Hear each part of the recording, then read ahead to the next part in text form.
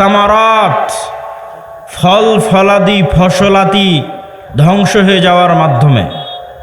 ওয়াবাশশিরিস Saverin, আর তোমরা ধৈর্যশীলদেরকে সুসংবাদ দাও। ইন্নাল্লাহা মা'আস সাবিরিন, নিশ্চয় আল্লাহ সুবহানাহু ওয়া তাআলা ধৈর্যশীলদের সাথে আছেন। ধৈর্য, সবর কাকে বলে? গ্রামে গাইবান্ধা রংপুরে মুরগিকে টোপা দিয়ে যে ঘিরে রাখা হয়, এই টোপা দিয়ে ঘিরে রাখাকে আরবিতে বলা হয় সবর। সাধারণত কোনো মুরগি যখন অপবিত্র জিনিস খায়, মানুষের পেশাব পায়খানা ভক্ষণ করে, তখন ওই মুরগির পবিত্রতা, খাওয়ার পবিত্রতা তৈরি করার জন্য 3 দিন টোপা দিয়ে বেঁধে রেখে সেখানে ভালো খাবার দিতে হয়।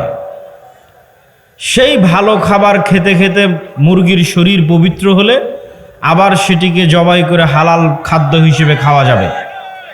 আপনারা দিনী ভাইয়েরা যারা আছেন তারা কিন্তু জায়গা পাবেন, জায়গা অনেক পড়ে আছে, আশেপাশে পিছনে অনেক জায়গা পড়ে আছে। একটু সরে সরে বসলেই কিন্তু আপনারা দেখতে পান। যদিও আজকে ক্যামেরা প্রয়োজনের তুলনায় বেশি, এই কথাই ঠিক, তারপরেও একটু আমরা ধৈর্য ধরি। আল্লাহ সুবহানাহু ওয়া তাআলা সবর, ধৈর্যের বর্ণনা দিচ্ছেন এবং তিনি ঘোষণা করছেন তিনি মুমিনদেরকে বিপদ দেন, ক্ষুধার বিপদ দেন, ভয়ের বিপদ দেন, টাকা পয়সার বিপদ দেন, ফসলাদি ধ্বংস হয়ে যাওয়ার বিপদ দেন, এমনকি জীবন পর্যন্ত নিয়ে নেন। আল্লাযীনা ইযা আসাবাতহুম মুসিবাহ ক্বালু ইন্না লিল্লাহি ওয়া ইন্না ইলাইহি রাজিউন, যখন কেউ বিপদগ্রস্ত হয় তখন বিপদগ্রস্ত ব্যক্তি যেন বলে ইন্না লিল্লাহ ওয়া ইন্না ইলাইহি রাজিউন। এই একটা বাক্যের অর্থ যদি আপনার ভিতরে ঢুকে যায় তাহলে বিপদ আপনার কাছে বিপদ মনে হবে না। এই বাক্যের অর্থ কি? ইন্না লিল্লাহ, আমি আল্লাহর।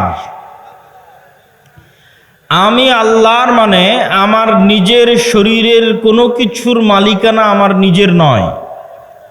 আমার চোখ আমার কথায় চলে না, আমার কান আমার কথা শোনে না, আমার শরীর আমার কথা শোনে না। আমি শরীরকে বলবো যে আজকে আমি হাফ কেজি মিষ্টি খাবো, তবুও তুমি সুগার লেভেল বাড়াবা না, আমার এই আদেশ শরীর শুনবে না। শরীরকে আল্লাহ যেভাবে তৈরি করেছে তাতে যেভাবে মিষ্টি দিলে রক্তে যেভাবে সুগার বাড়ার কথা ওটাই হবে, আমার আদেশে কমবেও না বাড়বেও না। এভাবে পুরো শরীরের সকল কার্যক্রম একটাও আমার নির্দেশে চলে না, যেভাবে আল্লাহ সুবহানাহু ওয়া তাআলা তৈরি করেছেন সেভাবেই চলে। তাহলে আমার নিজের নাফস, নিজের রূহ, নিজের শরীরের মালিক আমি নই। এটার মালিক কে? আল্লাহ সুবহানাহু ওয়া তাআলা। যদি আমি আমার নিজেরই মালিক না হই তাহলে আমার টাকা পয়সার মালিক আমি কিভাবে হলাম? আমার ছেলে মেয়ে সন্তান সন্ততির মালিক আমি কিভাবে হলাম? আমার বাড়ি গাড়ির মালিক আমি কিভাবে হলাম? তাহলে আমার নিজের মালিক যখন আমি নই, তাহলে আমার পকেটে থাকা টাকা পয়সা, আমার নিজের জমি, আমার বাড়ি, আমার গাড়ি, আমার ছেলে মেয়ে, এগুলো একটারও মালিক আমি নই। আরও স্পষ্ট করে বললে, আল্লাহ চাইলে তো এখন আমাকেই তুলে নিয়ে যেতে পারেন, যেহেতু আমি নিজের মালিক নই, আমি আল্লাহর অধীনস্থ, আল্লাহ আমার মালিক, তো আল্লাহ চাইলে আমাকেই তুলে নিয়ে যেতে পারেন, এটাই আমি বাধা দিতে পারবো না। সেখানে আল্লাহ যদি আমার ছেলেকে উঠিয়ে নিয়ে যায় তো আমি কি বাধা দিব? সেখানে যদি আমার টাকা হারিয়ে যায় আমি কি বাধা দিব? সেখানে যদি আমার গাড়ি অ্যাক্সিডেন্ট করে আমি কি বাধা দিব? সম্ভব নয়।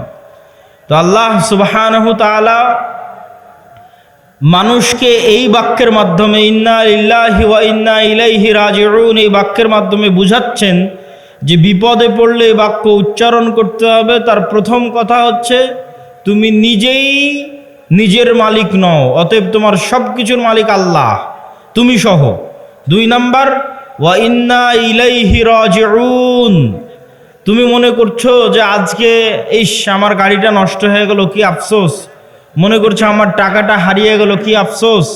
মনে করছে আমার মোবাইলটা হারিয়ে গেল, কি আফসোস। মনে করছে আমার ছেলে মারা গেল, কি আফসোস। তাহলে জেনে রাখো একদিন তুমিও মারা যাবা, জেনে রাখো একদিন তুমিও হারিয়ে যাবা, জেনে রাখো একদিন তুমিও ফেরত যাবা। ওয়া ইন্না ইলাইহি রাজিউন। তাহলে এখানে হতাশা, আফসোস এবং দুঃখের কিছু নাই। কেন? তোমার সময়ই তো ক্ষণস্থায়ী। তুমিই চলে যেতে পারতে, তুমিই হারিয়ে যেতে পারতে, তুমিই নষ্ট হয়ে যেতে পারতে। এটা তোমার ভাগ্যে আছে। ওয়া ইন্না ইলাইহি রাজিউন, যেতে হবে তোমাকে। অতএব তোমার সাথে যেটি ঘটুক সেটি একটাও তোমার সাথে, তোমার নিজস্ব কোনো জিনিসের সাথে ঘটেনি, বরং আল্লাহ সুবহানাহু তাআলার দেওয়া জিনিসের সাথে ঘটেছে।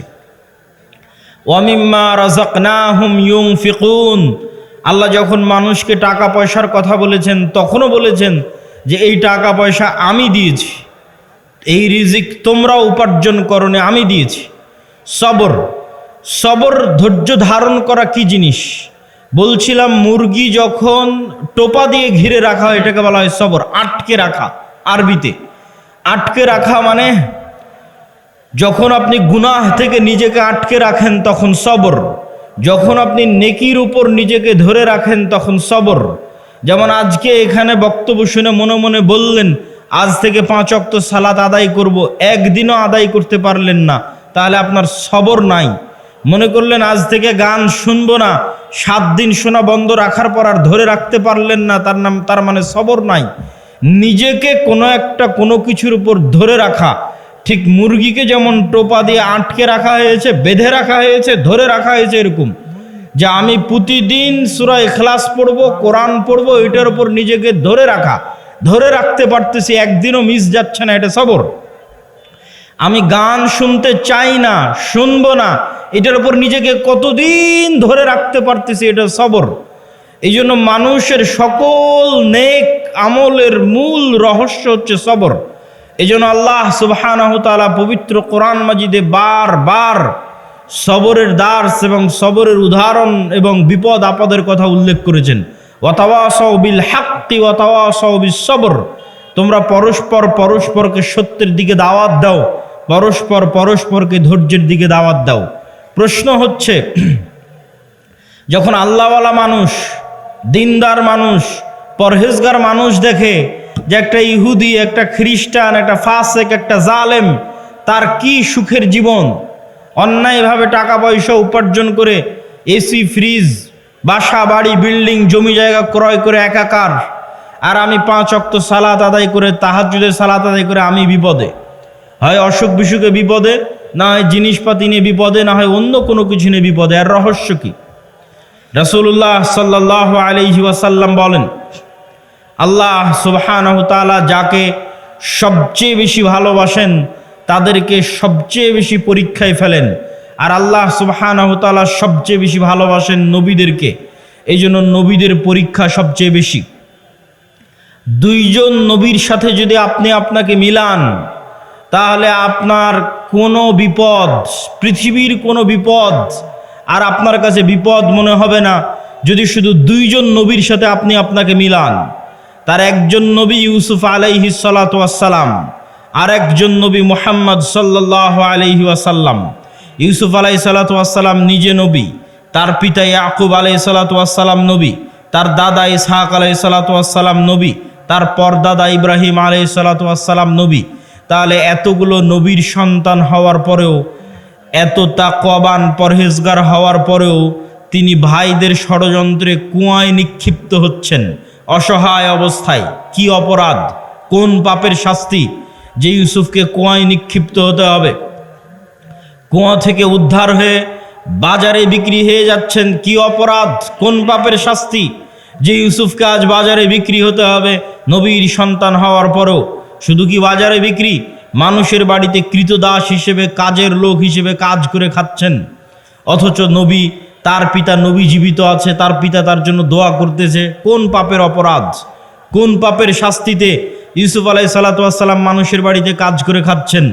ইউসুফ আলাইহিস সালাতু ওয়াস সালাম মানুষের বাড়িতে কাজ করছেন, ঠিক আছে, তারপরে মিথ্যা অপবাদ তার উপর আরোপিত হলো।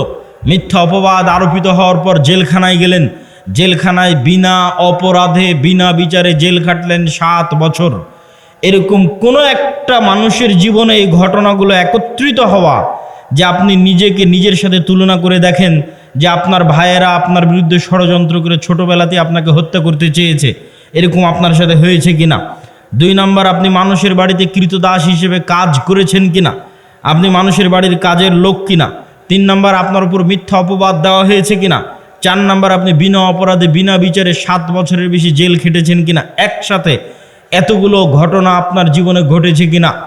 নবী নাম্বার 2 মুহাম্মদ সাল্লাল্লাহু আলাইহি ওয়াসাল্লাম, মুহাম্মদ সাল্লাল্লাহু আলাইহি ওয়াসাল্লাম দাওয়াতি জীবনে কি বাধা বিপত্তির সম্মুখীন হয়েছে সেটা তো আমরা বহু শুনেছি, কিন্তু ব্যক্তিগত জীবনে তিনি এতিম অবস্থায় পৃথিবীতে এসেছেন এবং অল্প কিছুদিন পরেই তার মাও দুনিয়া থেকে বিদায় নিয়েছে।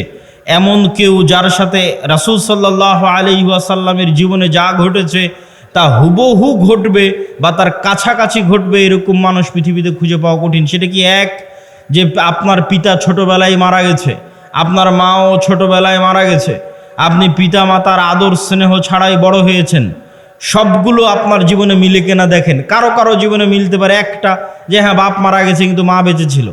কারো জীবনে মিলতে পারে মা মরে গেছে বাপ বেঁচে ছিল। খুব কম মানুষের জীবনে মিলবে যে না ওর মাও ছোটবেলায় মরে গেছে বাপও মরে গেছে, খুব কম। তাও যদি মিলে তাহলে ঠিক আছে।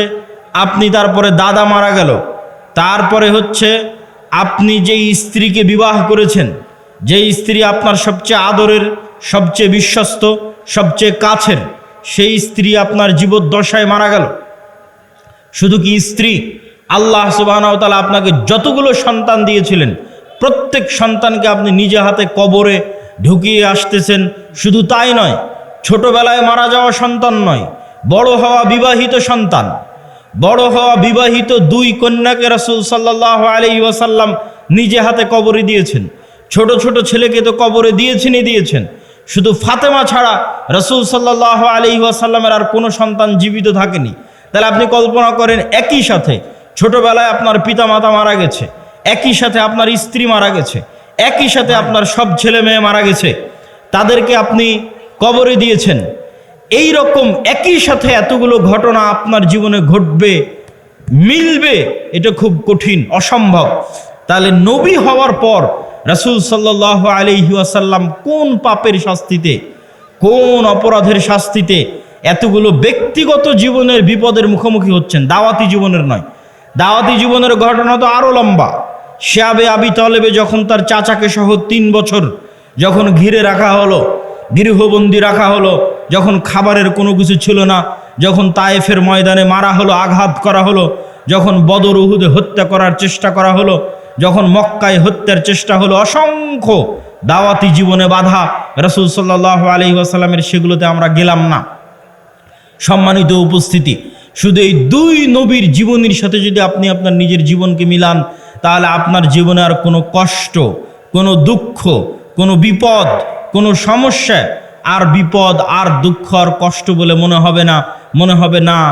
আসলেই আল্লাহ সুবহানাহু ওয়া তাআলা যাদেরকে ভালোবাসেন তাদেরকে আল্লাহ সুবহানাহু ওয়া তাআলা পরীক্ষা করতে চান।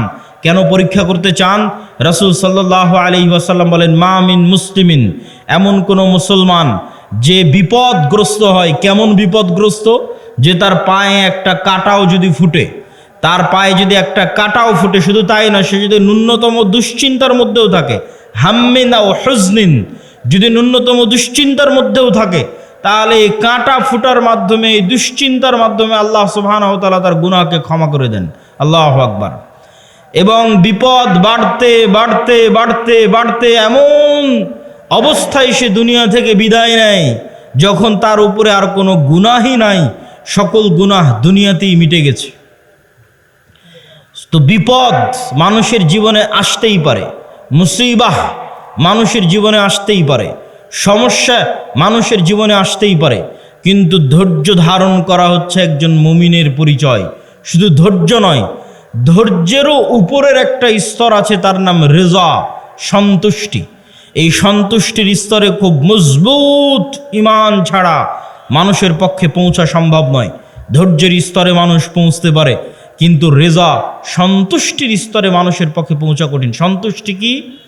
সন্তুষ্টি হচ্ছে আল্লাহ সুবহানাহু ওয়া তাআলা আমার জন্য যে সিদ্ধান্ত নিয়েছেন এই সিদ্ধান্তের উপর আমি খুশি, এই সিদ্ধান্তের উপর আমি খুশি।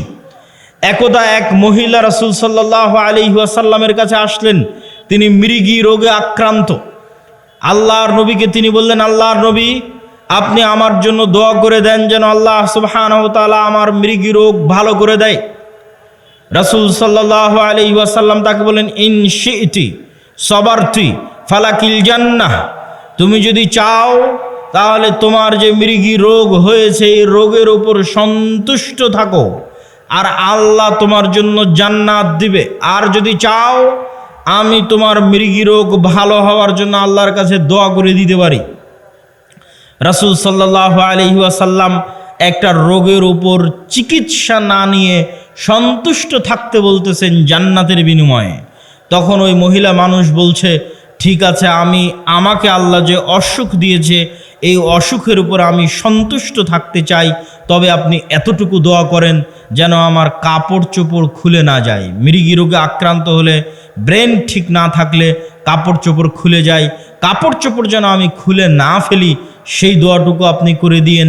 আর আল্লাহ আমাকে যে অসুস্থতা দিয়েছে এই অসুস্থতার উপর আমি রাজি, সন্তুষ্ট, খুশি।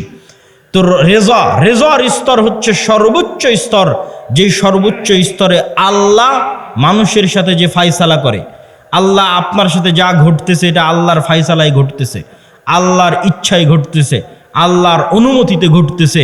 তো আপনার জীবনে যা ঘটতেছে এই ফায়সালার উপর যখন আপনি সন্তুষ্ট থাকেন, তথা ওই অবস্থাতেও আপনি আলহামদুলিল্লাহ বলতে পারেন। ধৈর্য মানুষ ধরে, একটু দুঃখ পাওয়ার পর, একটু কষ্ট পাওয়ার পর, একটু দুশ্চিন্তা করার পর, টেনশন করার পর রেজা যে অবস্থায় আছে ওই অবস্থার উপর আল্লাহ সুবহানাহু ওয়া তাআলার সিদ্ধান্তের উপর খুশি হওয়া, মনে কোনো প্রভাব, কোনো দাগ না কাটা, সর্বোচ্চ স্তরের তাওহীদ ছাড়া এটা সম্ভব নয়। সর্বোচ্চ স্তরের তাওহীদ দিয়ে মানুষ বিনা হিসাবে জান্নাতে যাবে। সেই বিনা হিসাবে যারা জান্নাতে যাবে ওই রকম লেভেলের মানুষের পক্ষে সম্ভব যে আল্লাহ সুবহানাহু ওয়া তাআলা তার সাথে যে সিদ্ধান্ত গ্রহণ করবেন সেই সিদ্ধান্তের উপর সে রাজি খুশি থাকবে।